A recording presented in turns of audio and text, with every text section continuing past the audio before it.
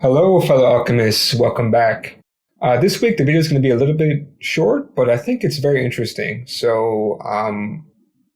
I believe on our Instagram account, we're following this account called Bean Basket, and they introduced a very, very interesting package.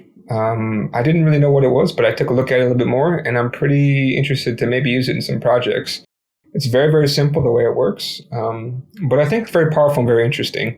Now, the package is called over here, it's called FriendlyID, and the latest version is 020. And what it does, it helps you kind of generate these kind of friendly names. So if you ever work with Ubuntu, they always have something like a feisty fox or something like that. These kind of names with an adjective and a noun and kind of like a random name. And it's kind of like a way of doing like friendly URLs you could use it for. But in any case, I just kind of want to show you this. And the way it works is they have very simple function. So friendly ID, and this is called generate, and you have to give it a positive number. So we can say 2,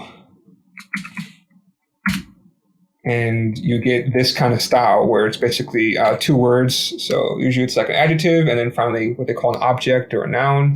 Astronaut, so mulberry astronaut. So what else you can do is you can actually choose, instead of having no space in between, you can say, okay, give me a separator of like a hyphen. And so I can hyphenate it. So it's really good for SEO kind of URLs, this kind of thing. The other thing you can also do too is they also have this thing called transform. And that one you can pass an anonymous function. And so for this one, you can do something like this, string uppercase. And then so you can have this kind of style. Very, very simple package, pretty easy to use interface, pretty straightforward, I think. I think it's really cool. Like I said, I may think about using this for something. I don't know. I quite like it. So yeah, this is just kind of a little quick package I want to show you guys. Maybe it might be useful for you, maybe not. But in any case, this is Alan from Plangora.